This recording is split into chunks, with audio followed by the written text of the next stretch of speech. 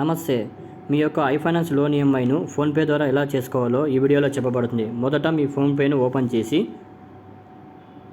మీ పాస్వర్డ్‌ను ఎంటర్ చేయండి.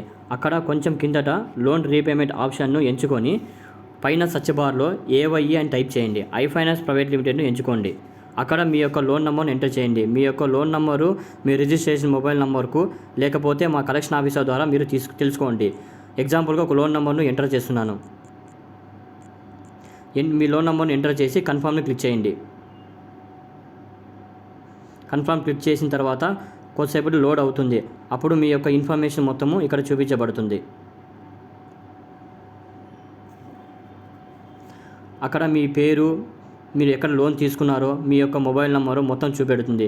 మీరు ఎంత అమౌంట్ పే చేయాలో ఇక్కడ కిందట మీరు ఎడిట్ చేసుకోవచ్చు. చేసుకొని మీ అమౌంట్ను చెక్ బౌన్స్ ఛార్జెస్ ద్వారా లేకపోతే సగం పేమెంట్ కానీ ఎలాగైనా చేసుకోవచ్చు.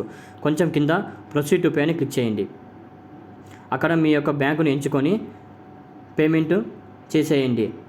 అప్పుడు మీ యొక్క ఐఫైనాన్స్ లోన్ ఈఎంఐ పేమెంట్ డైరెక్ట్ ఐఫైనాన్స్ అకౌంట్లో చేరబడుతుంది. Thank you.